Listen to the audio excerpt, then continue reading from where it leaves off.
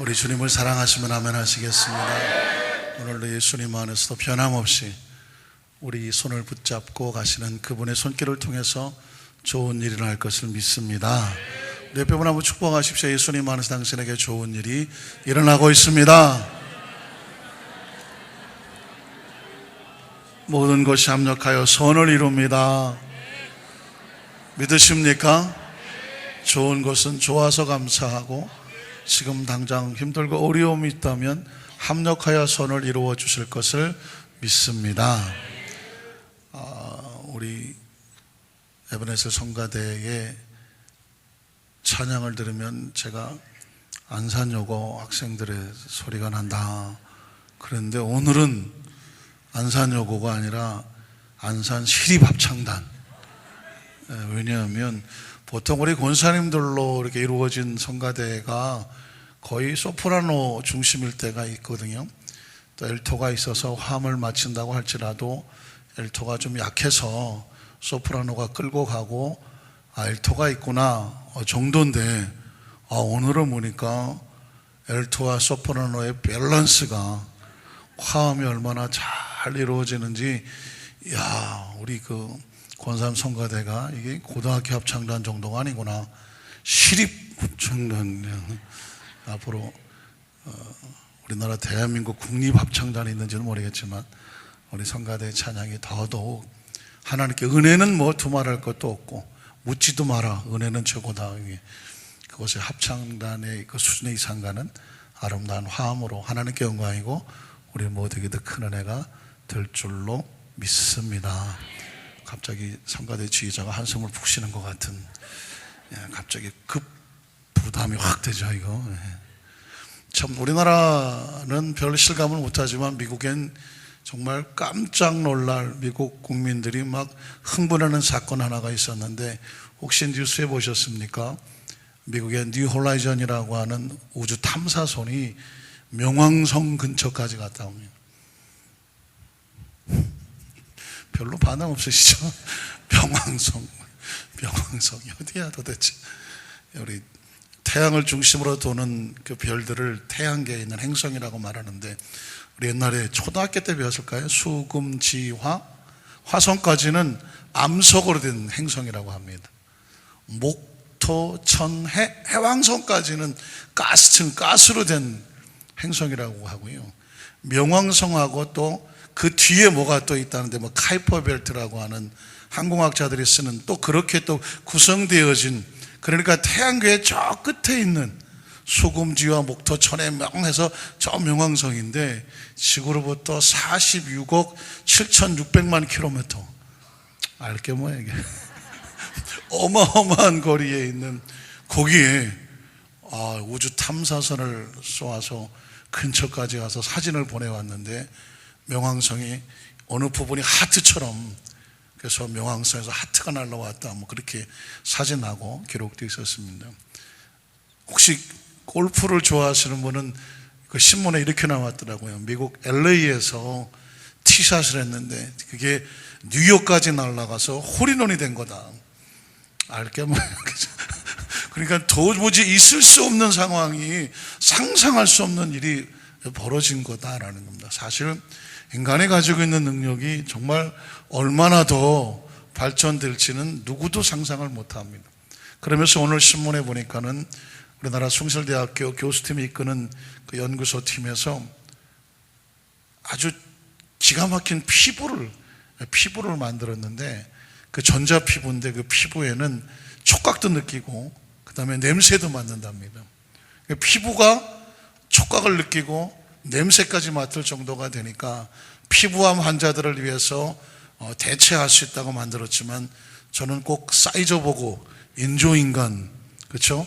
로봇의 모습에다 겉에 인조 피부를 붙여놓으면 이제 사람처럼 똑같이 촉각을 느끼고 코에다 갖다 붙여놓으면 이제 냄새도 맡은 그러니까 거의 인간과 비슷한 물론 이제 사이즈 보고죠 인조인간이죠. 그런 것들이 과학자들은 불과 몇십 년 안에 보게 될 거다 그러는데 점점 구체화되는 것 같아서 신기하기도 하지만 두렵기도 합니다. 왜냐하면 인간의 능력이라는 것이 정말 어디까지 갈지 모르는데 문제는 뭐냐면 그 다음에 결과를 모른다는 겁니다. 인조인간을 만들었는데 이게 우리에게 도움이 되겠지만 간혹 공상 과학소설 같은 데 보면 그 인조인간이 오히려 인간을 멸망시키고 자기들 세상을 만든다. 만화 영화를 너무 많이 봤나요 제가? 네. 여러분 컴퓨터를 만들어서 얼마나 우리가 잘 쓰고 있습니까? 그런데 사실 적그리스도 666 하는 적그리스도의 가장 1순위는 뭐냐면 슈퍼컴퓨터라고 하는 대형 컴퓨터, 전 세계를 통제하는 인공지능 이상을 가진 컴퓨터가 적그리스도가 될 수 있다라고 옛날 이야기처럼 뻔한 얘기가 돼버릴 정도입니다. 우주를 떠돌면서 탐사를 하고 있지만 언제 합니까? 우린 모르는 이야기지만 또 늘 해마다 여름철이면 나오는 우주전쟁하는 그런 공상과학 영화 같은 것들이 실제가 될지는 아무도 모르는데 중요한 것은 인간은 열심히 뭘 만들기는 만들어요. 그러나 그 다음의 결과에 대해서는 예측을 못하는 거죠. 거기까지거든요. 이스라엘 백성이 애굽에서 나올 때에 그들은 하나님의 어마어마한 능력을 체험하고 애굽에서 나왔습니다. 얼마나 흥분했을까요? 그런데 덜커덕 문제를 만나요. 단지 눈앞에 벌어지는 걸 예측 못했는데 홍해수를 만나거든요. 앞에는 홍해수가 있고 뒤엔 바로의 군대가 찾아와요. 인간이라는 것이 능력이 무한할 것 같은데 조금만 문제 앞에서는 그냥 고꾸라져 버리죠. 그래서 우리는 과학도 중요하고 여러 가지 많은 학문도 중요하지만 오늘도 우리는 하나님을 찾습니다. 하나님을 믿습니다. 하나님 앞에 예배를 드립니다. 왜냐하면 하나님께서는 당신의 백성들에게 인생의 삶을 살아갈 때 어떤 상황 속에든지 염려 걱정할 것이 아니라 이렇게 말씀하셨거든요. 너희는 두려워하지 말고 가만히 서서 야훼께서 오늘 너희를 향하시는 구원을 바라보라. 말씀을 기억하십니까? 한번 따라하실까요? 너희는 두려워하지 말고 가만히 서서 오늘날 너희를 구하시는 하나님의 모습을 보라. 믿으십니까? 오늘 여러분의 마음속 혹시라도 많은 일이 있지만 여러분 마음을 아프게 하는 것이 무엇일까요? 두렵게 하는 게 무엇일까요? 거대한 우주 앞에서나 작은 개인의 심사 속에서도 하나님은 동일하게 말씀하시거든요. 너희는 두려워하지 말고 가만히 서서 오늘날 너희를 향하시는 하나님의 구원을 보라. 여러분이 찬양을 그래서 함께 불렀으면 좋겠습니다. 이 찬양은 바로 그 가사를, 그 말씀을 그대로 가지고 있는 것이거든요. 하나님은 우리의 피난처가 되십니다. 같이 고백할까요?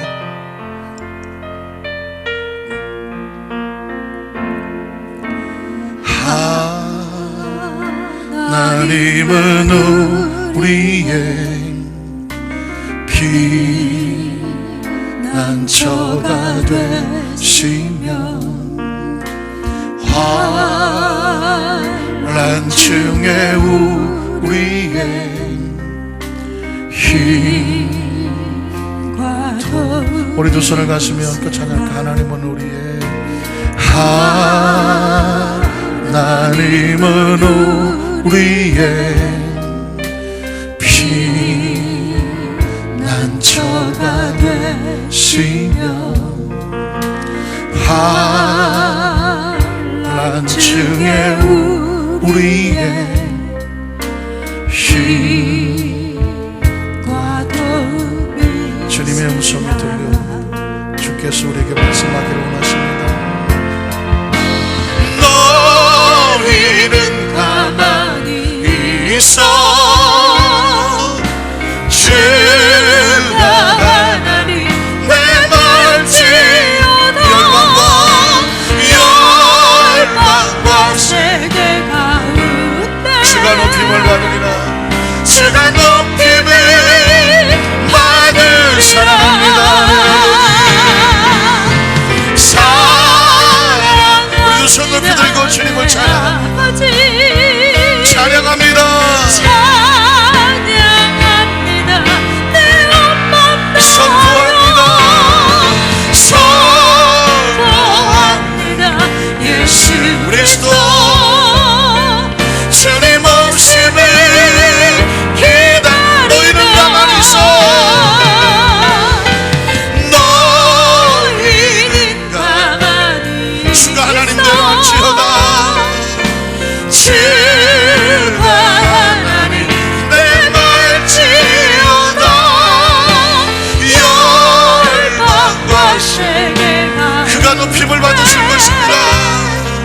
주가 높임을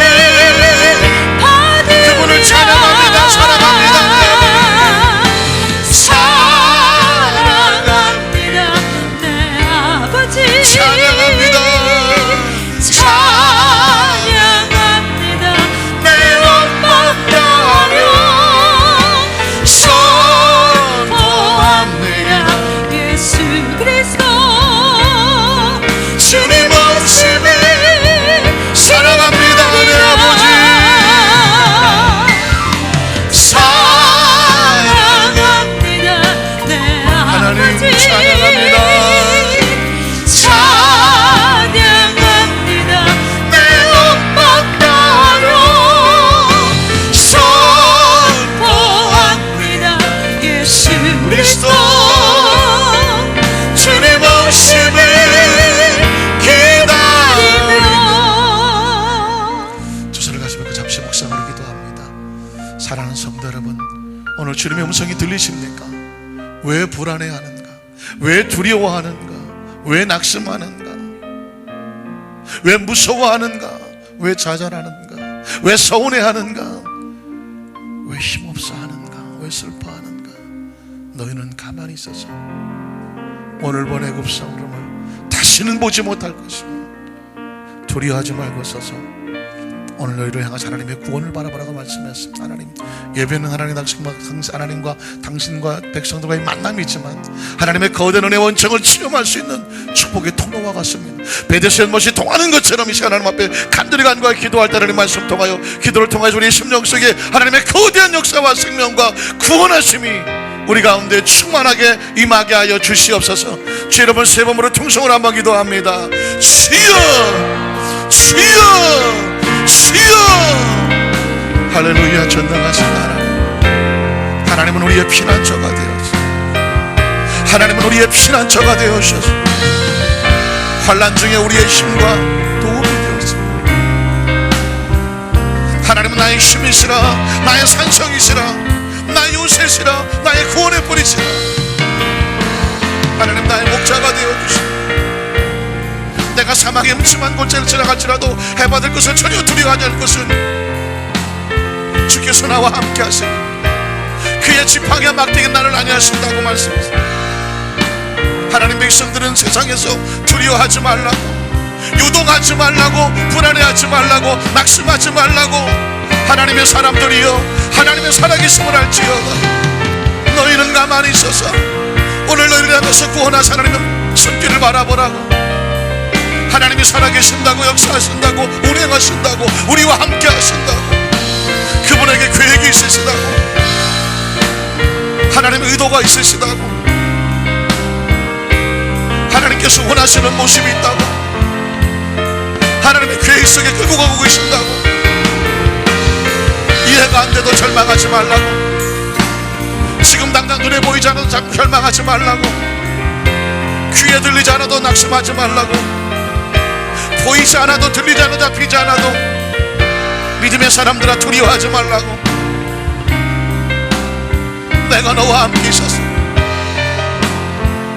내가 너를 지켜줄 것이며 어디를 가든지 너와 함께하며 내가 너를 회복시켜줄 것이며 내가 널 버리지 아니할 것이며 내가 널 떠나지 아니할 것이며 그래서 하나님 높임을 받으실 것입니다. 세상이 너로 인하여 하나님의 살아계심을 알게 될 것이라고 말씀합니다. 너희는 가만히 있어, 너희는 가만히 있어. 주가 하나님 내 말지어다. 열방과 세계 주가 높임을 받은 사랑합니다. 사랑합니다. 내 아버지 찬양합니다.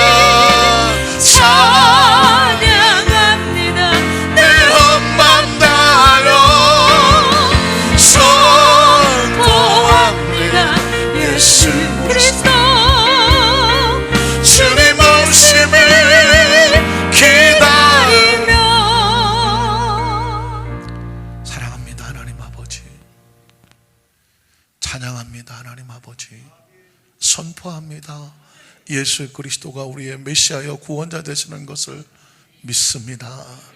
오늘 이 밤에도 기도하지 않고는 견딜 수 없고 하나님의 은혜를 받지 않으면 살아갈 수 없음을 고백하며 하나님 우리의 심령 속에 하나님의 거룩한 성령께서 바람같이 불같이 상수같이 우리 가운데 임재하여 주시고 우리의 심령의 절망과 좌절과 낙심과 불안과 초절을 갖다 주는 이 세상 영적인 모든 흑암의 세력들과 부정적인 모든 것들을 주님 앞에 다 벗어버리고 던져버리고 끊어버리기 위하여서 오늘 이 자리에 나와서 주님을 바라봅니다. 두려워하지 말고 낙심하지 말고 좌절하지 말라. 하나님의 사람들이여 흔들리지 말라. 요동하지 말라. 하나님이 살아계심을 믿으라. 그가 너와 함께 하심을 믿으라. 내가 너를 버리지 아니하며 떠나지 아니할 것이며 내가 약속을 다 이룰 때까지 내가 너와 함께 할 것이며 어디로 가든지 너를 동행할 것이라고 말씀했어요.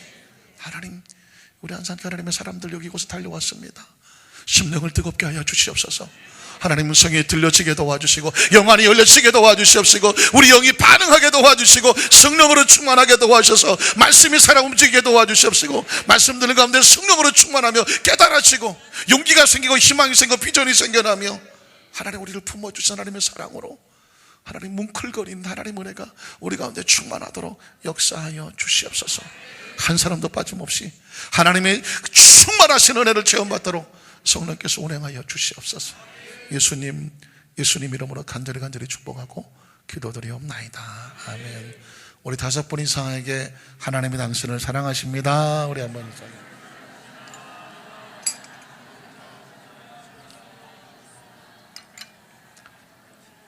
믿으십니까?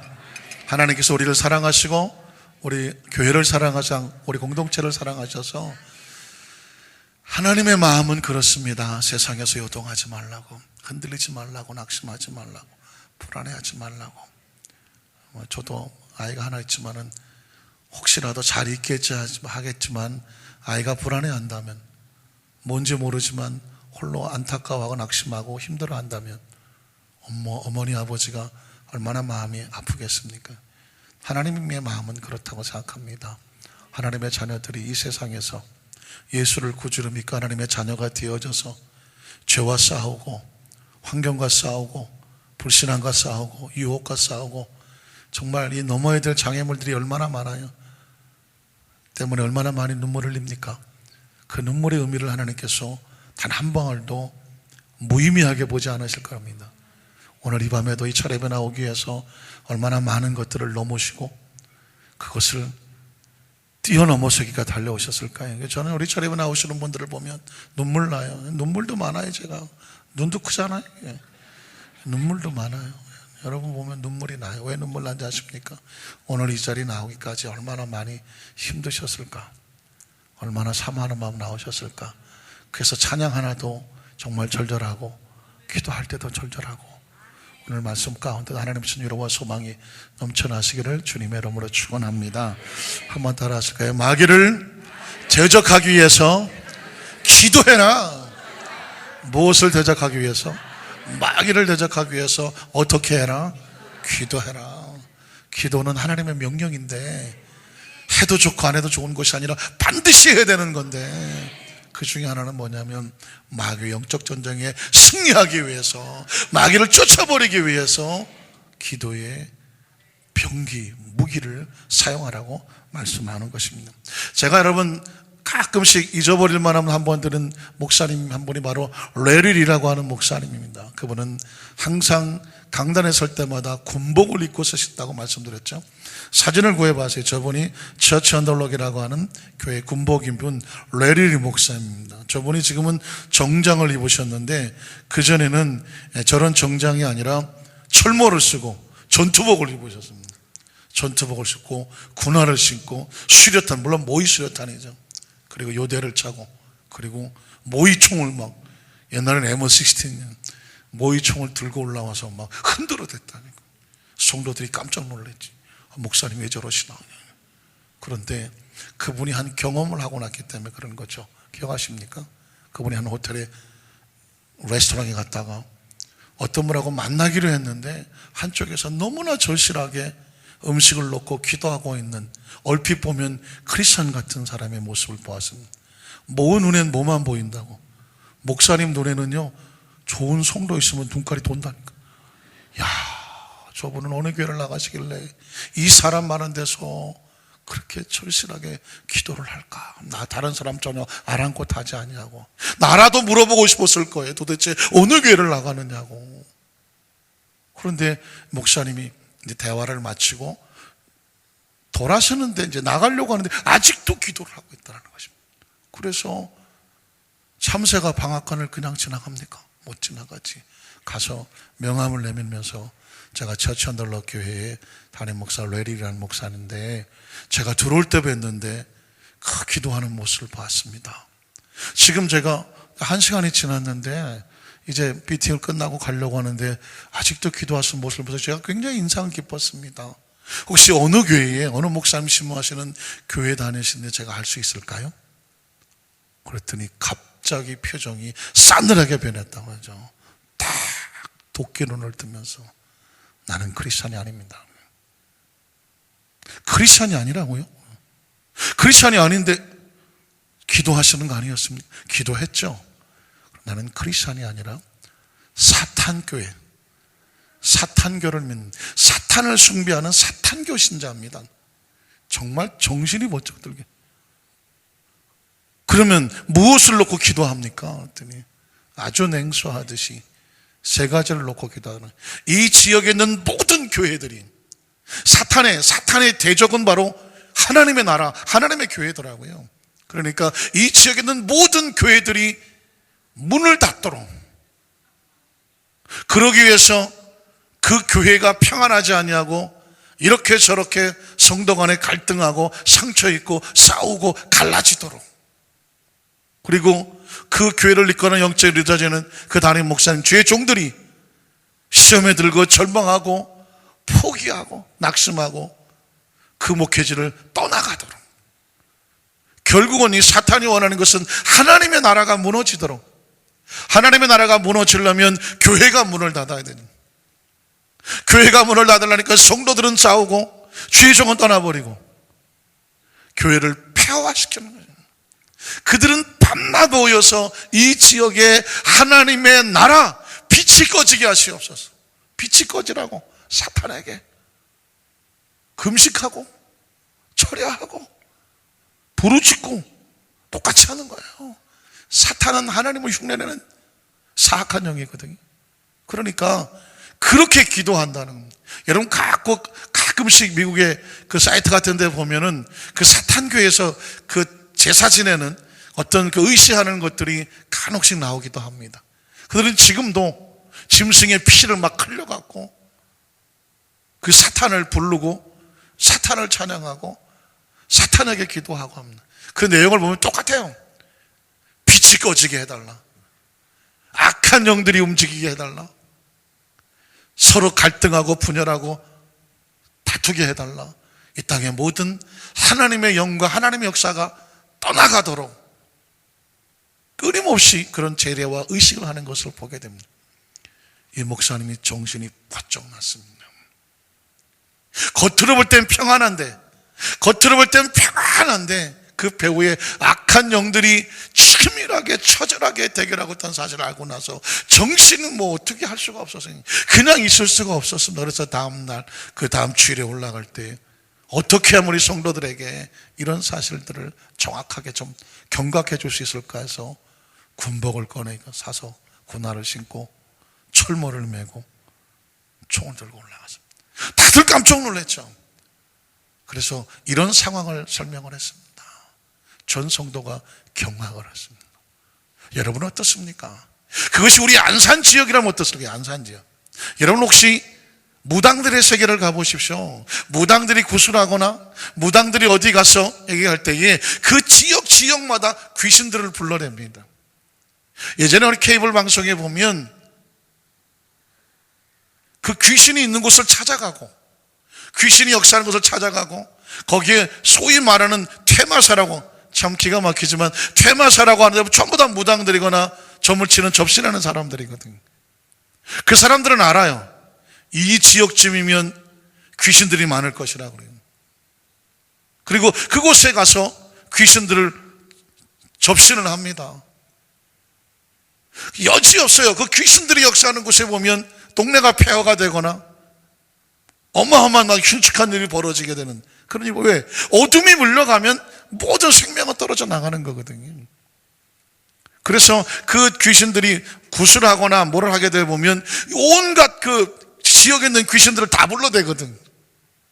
여러분, 영적으로도 보면 다니엘서에서도 다니엘이 기도할 때에 바사국, 헬라국을 지배하는 귀신이 세력이 있었다고 말합니다. 다니엘이 처음 작정하여 기도하는 첫날 그 기도가 하늘에 응답이 되었지만 그 응답이 다니엘에게 오기까지 얼마가 걸렸다고요? 21일이 걸렸어요. 그 기도 응답이 내려오는데 다니엘에게 그 역사가, 하나님의 계시 역사가 보이기 위해서 그것이 가브리엘 천사가 가지고 내려오는데 바사국과 헬라국의 지역을 지배하는 악한 영들과 치열한 싸움이, 영적 싸움이 있었다고 말합니다. 그것을 마침내 이기고 다니엘에게 전달하는데 21일이 걸렸다는 거예요. 그래서 여러분, 다니엘 기도할 때 21일 기도를 하는 이유가 뭐냐면, 우리가 엎드려 기도할 때 하나님 들으시지만 그 영적인 세력을 뚫고 내려와서 하나님의 역사를 우리 가운데에 응답받는데 다니엘 같은 경우에는 21일이 걸렸다라고 말하는 것입니다. 꼭 21일 만에 된다는 얘기가 아니라 어떤 사람은 열흘이 될 수도 있고 어떤 사람은 3일이 될 수 있고 어떤 사람은 즉각으로 될 수 있겠고 어떤 사람은 40일이 될 수도 있겠지만 중요한 것은 뭐냐면 치열한 영적 전쟁이 있다는 사실을 알아야 된다는 것입니다. 그건 성경 속에도 말하는 것입니다.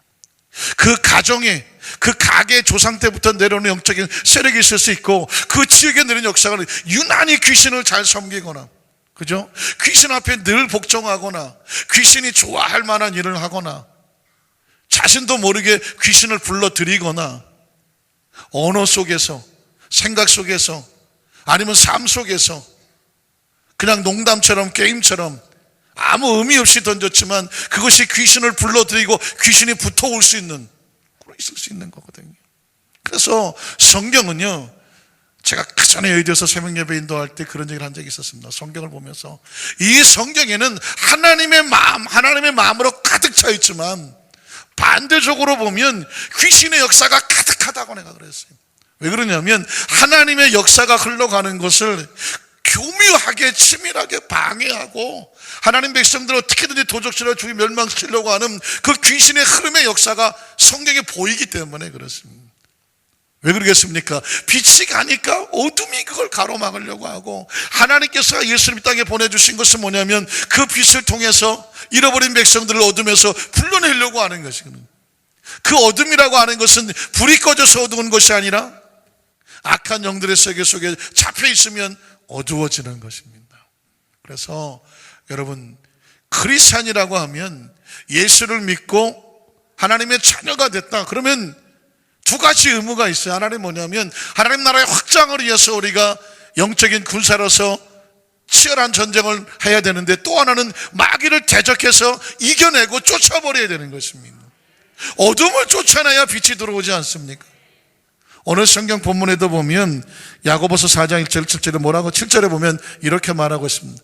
야고보서 4장 7절, 그런즉 너희는 하나님께 뭐할지어다, 복종할지어다, 그리고 마귀를 뭐해라, 대적해라. 그리하면 너희를 피하려니. 여러분, 마귀를 대적하라 할 때는 그냥 읽으면 안 되고 마귀를 대적해야죠. 마귀는 대적해야 쫓아나가는 것, 쫓겨나가는 것입니다. 마귀가 왜 안 쫓겨나가냐고 물었더니, 귀신이 왜 안 쫓겨나가고 그랬더니 뭐라고 하면 아십니까? 나가라고 안 하는데요. 자꾸 내가 좋다는데요. 여러분, 그러니까 성경은 철저하게 영적 전쟁에서 가장 기본적인 원칙은 뭐냐면 마귀를 대적해서 쫓아버려야 되는 것입니다.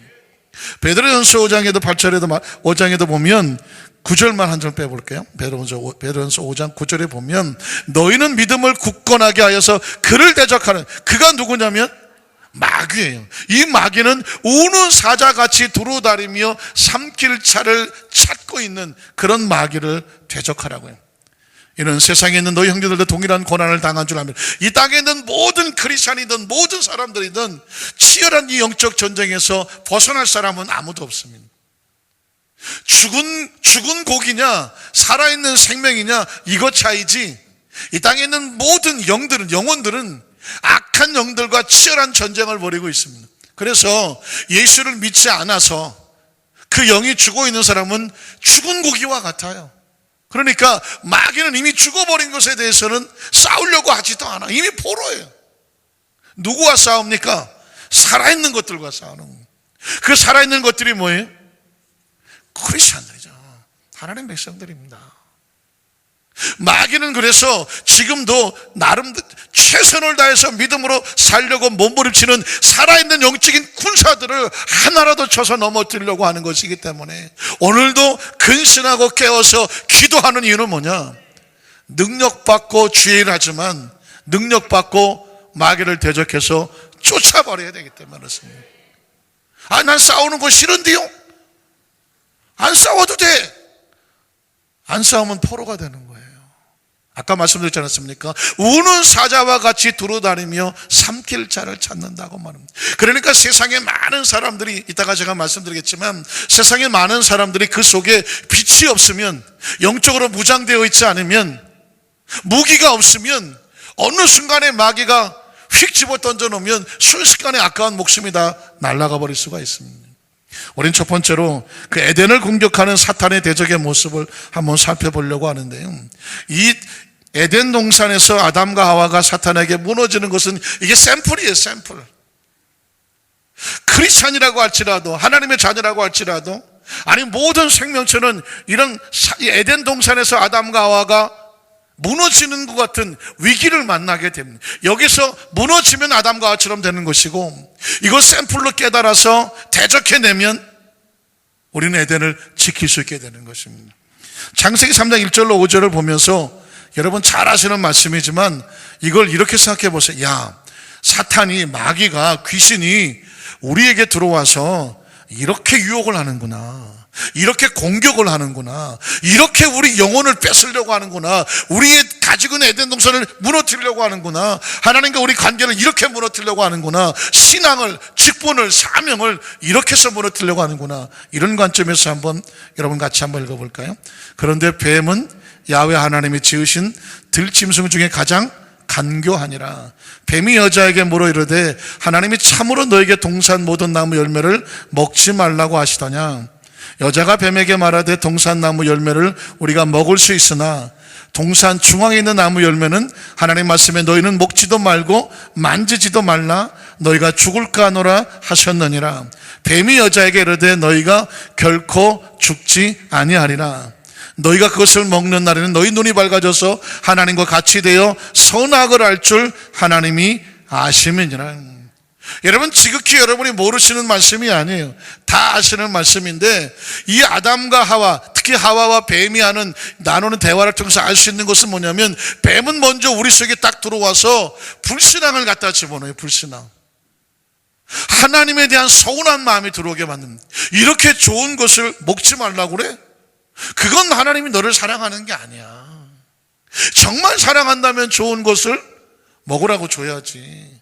그거 먹고 눈이 밝아져 하나님처럼 될까봐 그 좋은 것을 너한테 안 줬다고 하는, 너는 그렇게 하나님 앞에 중요한 존재가 아니야. 관계를 끊어버리는 것입니다. 이간질을 하게 되죠. 서운한 마음이 다가옵니다.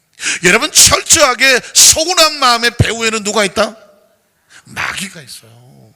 반드시 기억하셔야 돼요. 이 서운함으로부터 자유로울 사람은 이 세상에 아무도 없어요. 그런데 그 서운함의 배후에는 반드시 사탄이 있다는 것입니다. 특별히 하나님에 대해서, 교회에 대해서, 사명에 대해서, 직분에 대해서, 공동체 안에서 서운한 마음이 다가온다면 이건 100이면 100 배후에 악한 영적인 귀신의 세력이 다가와서 어떤 마음을 주냐면, 서운하면 뭐가 생겨요? 보고 싶지 않아요. 말하고 싶지 않아요. 뒤통수도 보기 싫어요. 꼴 보기 싫어요. 만나고 싶지도 않아요. 그러면 뭐가 깨져요? 관계가 깨지죠. 같이 연합이 안 되죠. 기도가 안 됩니다. 서운함이 다가오면 기도 안 됩니다. 그리고 얼굴 표정이 절대로 편하지 않아요. 얼굴이 서운해 죽겠는데 얼굴은 할렐루야, 이분은 대단한 연기를 하시는 분입니다. 이거 안 됩니다. 서운하면 절대로 얼굴이 편해지지가 않아요. 말이 곱게 나가지를 않아요. 속에는 막 미움과 막 서운함이 가득 있는데 할렐루야 할렐루야 됩니까? 어마어마한 분입니다. 이건 뭐 감히 근접을 못 하시겠네요. 그렇습니다. 이 안에 서운함이 다가오면, 그래서 관계가 깨어져, 특히 예배에 서운하고 기도에 서운하고 하나님께서 살아계시면 나한테 이럴 수가 있나? 혹시 그런 생각 해보십니까? 하나님이 살아계시면 나한테 이럴 수가 있나? 이런 마음이 들어오면 신앙은 치명적입니다. 나 기도 안 해. 나 봉사 안 해. 나 예배 안 가. 그죠? 관계가 끊어지는 겁니다. 마귀는 얼마나 절묘한지, 얼마나 교묘한지 모릅니다. 하나님의 사람들을 하루아침에 물어들이는데 딱 하나면 돼요. 서운한 거는 딱 집어넣으면 됩니다. 그 얘기를 듣는 순간 하와의 마음이 서운하죠.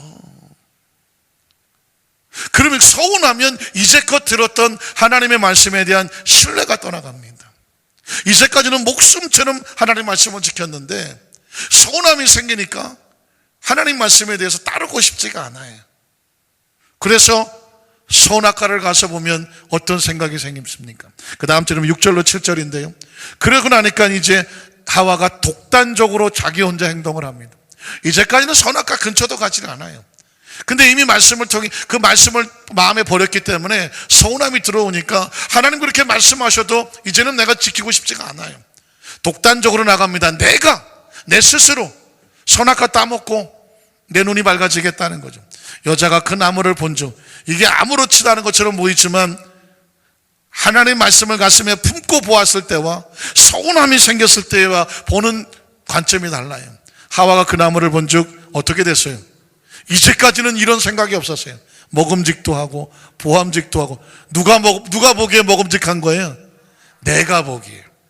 여기서부터는 이젠 내가가 나와요. 내가 보기에 먹음직하고 내가 보기에 보암직하고 내가 보기에 지혜롭게 할 만큼 내가 보기에 담스러워. 그러니 이제 결정은 내가 하는 거예요. 먹을 거 안 먹을 거. 그제는 누가 결정해요? 하나님이 결정하지. 왜 안 먹었어요 여태까지? 하나님 먹지 말라 그랬으니까. 그래서 안 먹었던 거예요. 그런데 이제 하나님에 대해서 서운함이 다가왔어요. 더 이상 하나님 말씀을 존중하지 않아요. 따르지 않아요. 여러분 굉장히 중요합니다. 서운하면 그 사람 말 믿지 않아요. 듣지 않아요. 중요하지 않아요. 더 이상 이젠 내가 스스로 하려고 해요.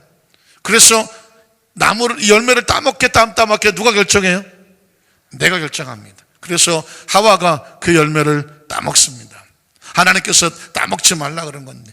그리고 또 자기와 함께 있는 남편에게도 내 마음대로 줍니다. 지금 누가 하나님이에요?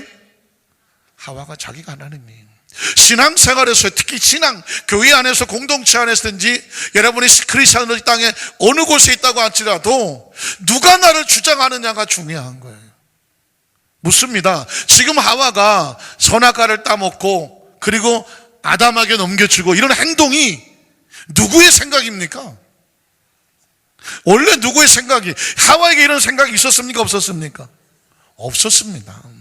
누구 말을 듣고 생겼나요? 뱀의 말을 듣고 그런 생각이 들어왔어요. 어떻게 보면 인간은 참 로봇 같아요.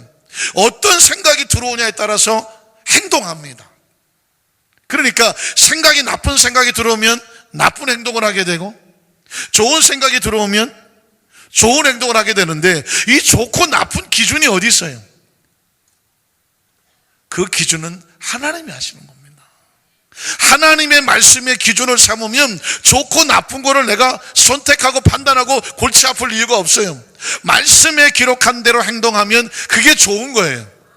믿으십니까? 내가 이거 할까 말까 계산할 필요가 없어요. 그런데 하나님 말씀을 제껴놓고 나니까 이제 내가 결정을 해야 돼. 이게 좋을까 나쁠까 고민하고 막 그때부터 복잡해지는 거예요. 하와는 따먹는 걸 좋다라고 생각했어요. 여러분, 내가 결정한 것은 누가 책임져야 될까요?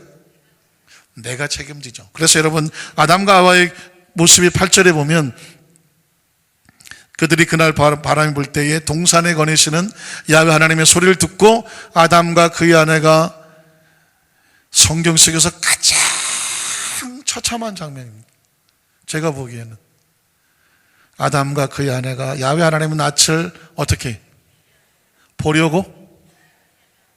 보고 싶어서 하나님의 낯을 피하여. 여러분 성경 속에서 이것처럼 처참한 단어 있나요? 가난하다, 병들었다, 실패했다, 자정했다, 실현당했다. 이건 아무것도 아니야.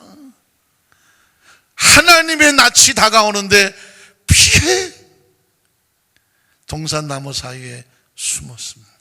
이게 바로 하나님의 말씀을 떠나서 악한 영적인 세력에 듣기 점령을 당해서 그 막 귀신이 시키는 대로 한 결과예요. 이 성경 속에 참 이 창세기 3장의 이 장면이 등장한다는 얘기는 뭐냐면, 인생의 삶을 살아가면서 우리가 어떻게 살아야 되는지를 가장 리얼하게 그 절박하고 절실한 모습으로 이것을 가슴에 품고 있으면 매 순간 적용할 수가 있습니다. 제가 지난 새벽 예배 때에 그 수원에 있었던 한 살인사건에 대해 잠깐 언급을 했는데, 오늘 또 그 기사가 났더라고요. 수원의 한 여대생이 실종이 됐잖아요. 아시는 것처럼 20대 두 대학생이 어서 술을 잔뜩 쳐드시고 그냥 길거리에, 그것도 참 이해가 안 가는데, 어쨌든 뭐 친구 넷인가 같이 술을 쳐드시고 둘은 집에 가고 두 남녀는 길거리에서 잠이 들었다고 하네요. 여기서부터 이상하지 않습니까? 그래서 한 40대 남자가 이 남자를, 20대 남자를 깨워서 20대 여자애가 지금 뭐 토하려고 하니까 뭐 편의점 가서 뭘 사오라고 보내고, 술김에 갔는지 어떨 길에 갔는지 가고 난 사이에 20대 여자를 데리고 실종이 되어버린 거 아닙니까? 그러고 나서 사건의 연모를 찾아보니까 이 40대 남자가 그 근처에 어디 뭐 공장 사무실이었던 건데, 밤에 한 CCTV를 보니까 10번을 들락날락했대. 10번을 10시부터. 그러니까 추정하기는 지나가다 보니까 두 남녀가 술이 채서 쓰러져 있는데, 이 40대 이 남자가 볼 때 술 취한 20대 여자를 보는 순간 마음에 뭔가 정상되지 않은 생각이 들어왔어. 사무실에 들어갔어. 다시 나왔어. 다시 들어갔어. 다시 나와서 계속 이 사람들을 따라다녔어. 그 들락날락 10번을 하는 동안에 제가 그 기사를 가만히 보면서 그 40대 남자는 어떤 마음을 가졌을까요? 가정도 있어. 잘 회사도 공장도 잘 다니는 사람이야. 그런데 그 20대 길거리 술 취해 있는 저 여자를 어떤 욕종의 대상으로 눈에 들어왔어. 그래서 거길 갔어. 아닌 것 같아. 다시 공장으로 들어왔어. 다시 가고 싶어. 이걸 10번을 했다니까. 결국은 그 여자를 데리고 뭐 근처 뭐 화장실 가서 치고받고 또 싸우고 힘이 딸렸는지 뭐 죽였어. 그래서 어디 야산 저수지 근처에 배수지에다 던졌다고 하더라. 자기는 그 다음날 양심의 가책으로 강원도 어디 가서 또 목을 매서 죽었어요. 여러분, 원인이 뭘까요? 이 40대 남자가 길거리에 너저퍼져 있는 20대 여자를 보는 순간에 그 마음속에 들어온 순간의 잘못된 선택이, 내가 어떻게 행동해야 될지를 누가 결정해야 돼요? 누가 결정해? 내가 하면 그렇게 된다니까. 누가 해야 돼요? 하나님의 말씀에 근거를 해야 돼. 이 사람이 만약에 크리스찬이었다면 혹시 만약에 그런 생각이 들어왔다고 할지라도 어떻게 해야 되겠어요? 지금 내 마음의 욕정이, 생각이 막 유혹이 들어올다고 할 때 하나님의 말씀으로 내 생각을 통제를 했으면 그냥 차 타고 집으로 가야지. 왜 거기서 10번을 왔다 갔다 해? 그러니까 그도 괴로웠어. 그 남자도. 아닌 것 같아서 피해 나왔는데 다시 또 가고 싶고 이걸 10번을 했어. 그러니 그 10번 하는 사이에 그 자신은 이걸 자기가 이제 자기 생각 기준으로 하려고 하니까, 옳고 그른 걸 따지려고 하다 보니까 결국은 육신의 정욕이 이끄는 대로 가서 결국은 그 여자를 데리고 끌고 가는 순간 이미 그 남자의 운명은 결정된 거예요.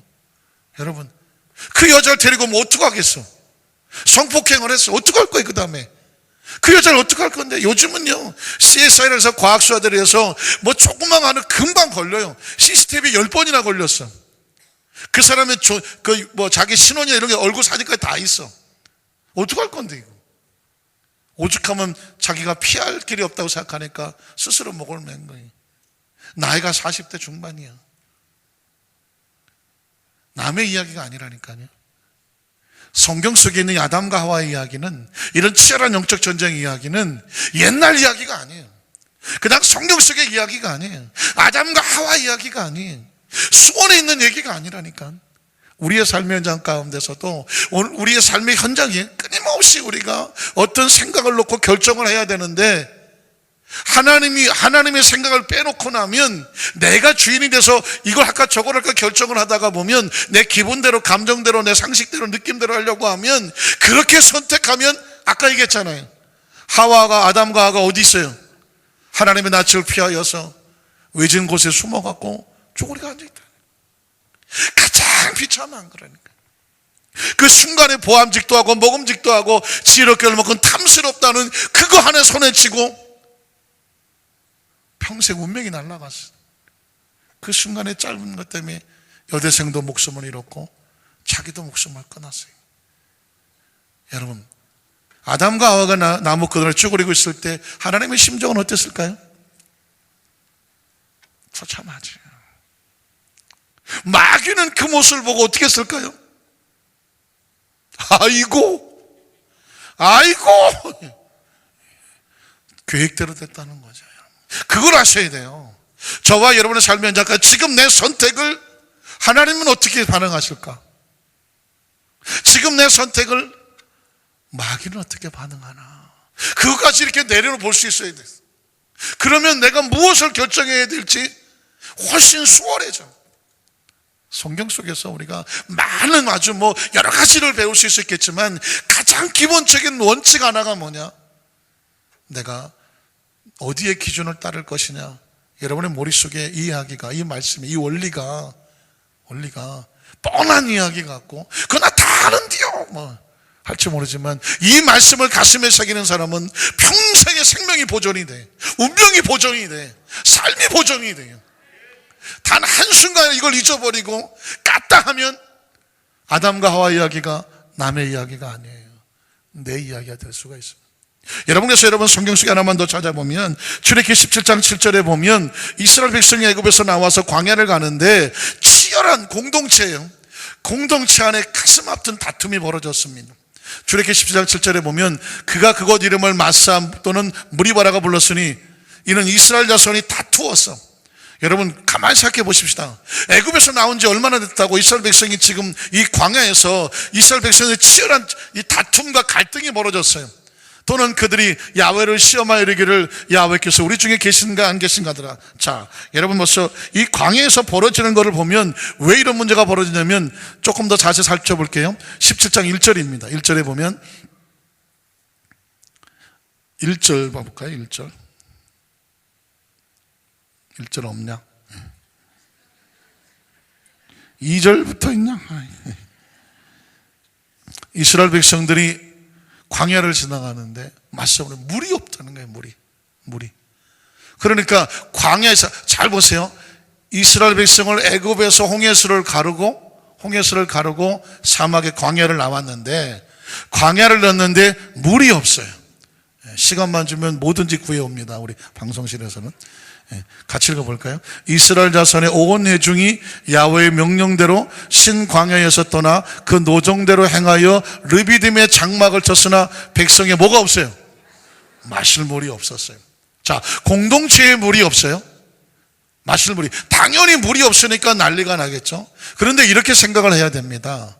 때로 하나님께서 이끄시는 개인이 됐든 가정이 됐든 사업이 됐든 직장이 됐든 또는 공동체가 됐든 이스라엘 백성들 가운데 지금 물이 없어요. 문제가 다가왔다는 얘기죠. 그 문제가 다가왔을 때 어떻게 반응하고 접근하느냐가 중요해요.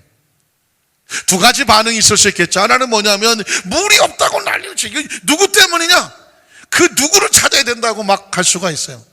그러나 크리스찬의 반응은 어떻게 되냐면, 문제가 다가왔다면 우리에게 물이 없네? 그러면 하나님, 이 물이 없는데 이 물이 없는 물을 우리가 하나님께 구하여 기도함으로 말미암아 하나님의 역사를 체험하는 기회로 삼자. 우리가 모여서 기도하자. 이렇게 하나님 앞에 기도의 영적인 분위기로 끌어가는 것이 크리스찬이에요. 그런데 이스라엘 백성은 그렇게 하지 못했어요. 자, 물이 없어? 2절에 가니까 아까 나왔었죠? 백성이 모세와 다툽니다. 뭐라고 다투냐면 우리에게 물을 주어 마시게 하라. 자, 책임을 누군가에게는 전가를 해야 돼. 왜 물이 없냐? 그러니까 모세를 향해서 네가 지금 우리를 잘못 인도해 갖고 애굽에서 나와서 홍해를 넘어가긴 했는데 왜 우리를 이런데 물도 없는 데로 인도를 했어? 물 가져와 하고 이제 백성이 모세에 대해서 대항하여 다투게 됩니다. 그때 모세가 그들이 이르되 너희가 어찌하여 나와 다투느냐? 너희가 어찌하여 야훼를 시험하느냐 그랬습니다. 그러니까 그리스도인들이 어떤 문제가 다가왔을 때 하나님 이게 뭐예요? 또는 구역이면 구역장님, 지역장님, 아니 교구장님, 또 목사님, 장로님, 이건 뭐예요? 하면서 이 문제의 원인을 가지고 하나님께서 어떤 계획을 갖고 계시는가 하나님 앞에 기다리는 자세가 아니라 이게 누구 때문이냐? 왜 나한테 일이 벌어져? 라고 다툼과 갈등을 가지고 간다면 크리스찬들은 누구를 시험하는 것이다? 하나님을 시험하는 것이다. 그래서 그 다음 절에 보면은 4절이죠. 2절 3절인가요? 네, 3절이죠. 아까 그 3절. 거기서 백성이 목이 말라 물을 찾으며 그들이 모세에게 대하여 원망하여 이르되 당신이 아까 말씀드렸죠. 어찌하여 우리를 애굽에서 인도해내서 우리와 우리 자녀와 우리 가축들이 목말라 죽게 되냐? 당신 때문이라고 얘기를 합니다. 그러니까 4절에 보니까 모세가 하나님께 부르짖어 이르되 하나님 내가 이 백성에게 어떻게 했으면 좋겠습니까? 그들이 조금 있으면 내게 뭘 던져요? 돌을 던지겠습니다. 이대로 놔두면 맞아 죽겠습니다. 내가 일찌감치 성경을 읽었으면 내가 목회를 할까 말까 결정을 좀 잘했을 텐데 가만히 보니까 모세가 이분이 어마하신 분이고 이스라엘 백성을 애굽에서 건져내고 홍해수도 가르고 그 300만을 끌고 지금 가나안을 가야 되는데 가다가 모세가 여러 번 돌에 맞아 죽을 뻔합니다. 여러 번 돌에 맞아 죽을 준비를 해요. 왜 그런지 아십니까? 이스라엘 백성들이 문제만 있으면 누구한테 책임을 돌려요? 모세. 그냥 모세가 그냥 그 나이 80에 정말 안 간다고 그랬는데 하나님이 가라고 그래갖고 갔는데 이 문제만 있으면 모세가 책임을 다지고 돌에 맞아 죽게 생겼어요 지금. 자, 5절 6절 볼까요? 그랬더니 하나님께서 모세에게 이르시되 백성 앞을 지나서 이스라엘 장로들을 데리고 나일강을 치던 네 지팡이를 손에 잡고 가라.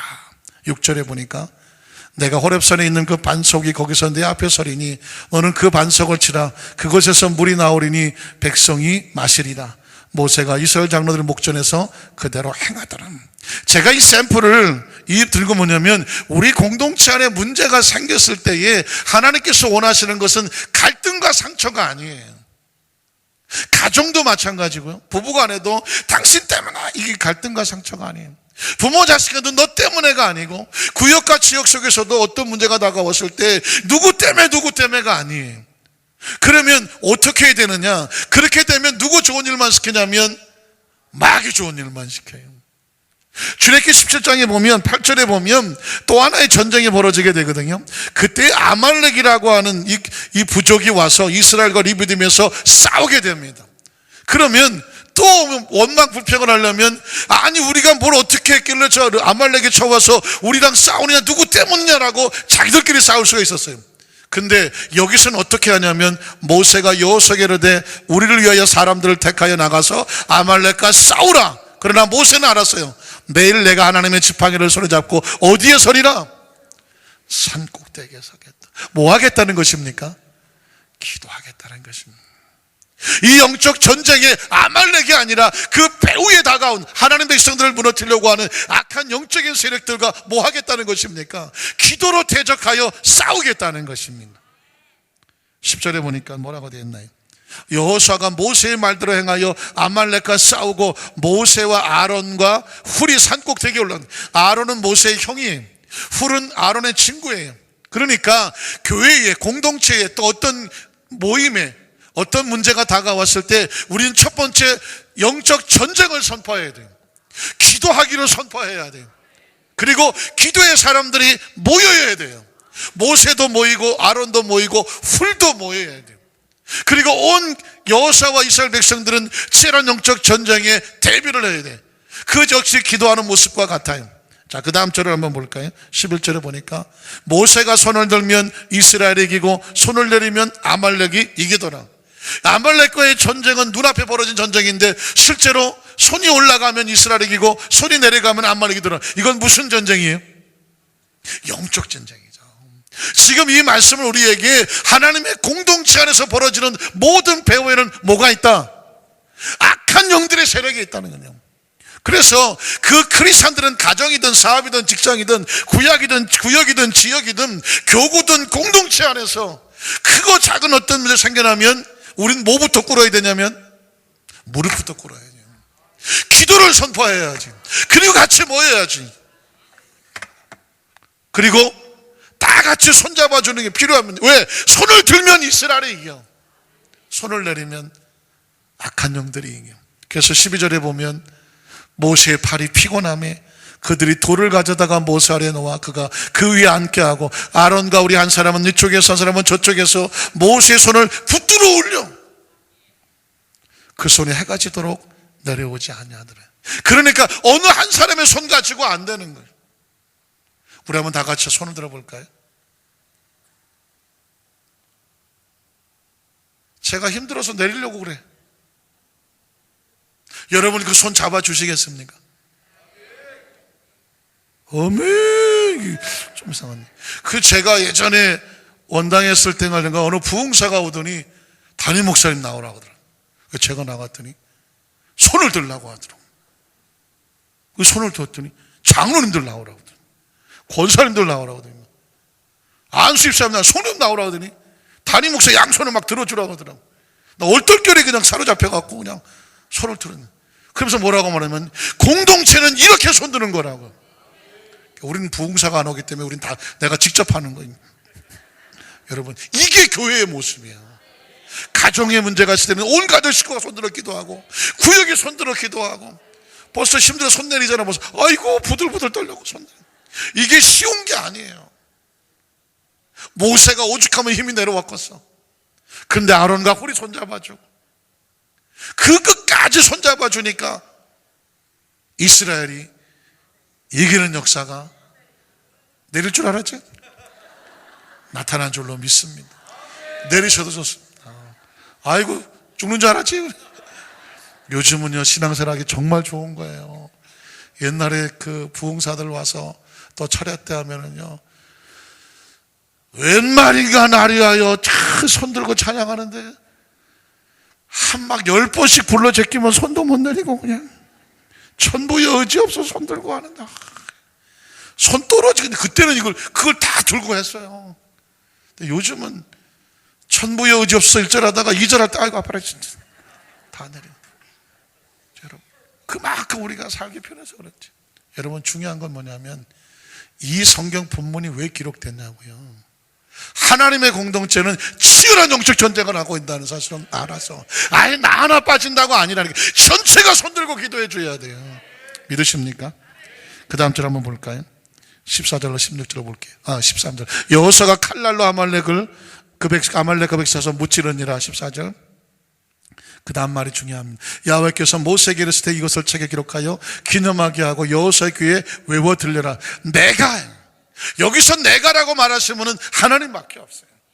내가 아말렉을 없이하여 천하에서 기억도 못하게 하겠다는 얘기 뭐냐. 하나님께서 없애겠다고 하는 것은 아말렉 족속이 아닙니다. 그 배후의 역사는 악한 영들의 세력인 줄로 믿습니다. 말씀을 정리하기를 원합니다. 예수님도 가시는 곳곳마다 병을 고칠 때에 병을 고치기 전에 귀신을 쫓아내셨습니다. 기억하십니까?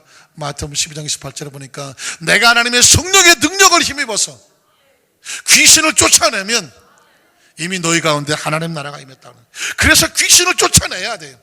여러분의 마음에 두려움과 절망과 낙심과 좌절다가 올라갈 때에 내 안에 절망과 좌절과 낙심을 들고 불안하고 초조하고 악한 생각 쓸데없는 만약에 아까 그 수원에 있었던 그 사람 같은 그런 마음이 들어온다고 하면 이건 내 마음이 아니야. 귀신의 마음이잖아. 예수 이름으로 명령하는 내 마음속에서 묶임바가 떨어져 나갈지어다 하고 그 자리를 떠나야 되지. 가정도 마찬가지예요. 가정이 자꾸 치고받고 싸우고 막 서로 조그만 일로 싸움 다퉈지려고 하면 이건 부부가 왼수가 아니에요. 부부는 절대로 왼수가 아니야. 누가 왼수예요? 마귀가 왼수예요. 절대로 속으면 안 된다니까. 부부싸움이요. 그냥 하지 않아요. 어떤 그 부인이 자기 친구하고 전화해갖고, 딱 그 부부싸움 한 얘기를 들었어. 한 2시간 들었어. 그럼 남편한테 와서 퇴근하고 왔는데, 여보, 미숙이네가 싸웠대. 그래서 왜 싸웠대? 남편이 어쩌저쩌고 그러는. 아이고, 마누라가 잘못했구만. 뭐가 마누라가 잘못한 거냐고. 남편이 잘못했지. 내가 들어보니까 그 미숙인가 당신 친구가 잘못했구만. 아니, 이 양반이 이 집 싸운다니까. 이 집 싸운다니까. 저 집 싸우면 이 집 싸움 아무것도 아니에요. 여러분, 가만히 그렇게 싸우고 나서 돌이켜보세요. 뭐한테 속은 거예요? 마귀한테 속았습니다. 사랑하는 성도 여러분, 오늘 성경 본문에 마귀를 대적하라고 말했습니다. 그러면 저가 피한다고 말씀했습니다. 기도의 가장 강력한 쪽에 하나는 뭐냐면 귀신을 쫓아내는 것입니다. 기억하십니까? 마가복음 9장 28절에 보니까 기도 외에 이런 이유가 나가지 않는다고 말했습니다. 한번 따라서 기도 외에 다른 것으로는 이런 이유가 나가지 않는다. 뒤집어 말하면 기도를 통해서 귀신이 떨어져 나가고, 그리 하나님의 성령께서 역사하시는 하나님 나라가 임하게 된 줄로 믿습니다.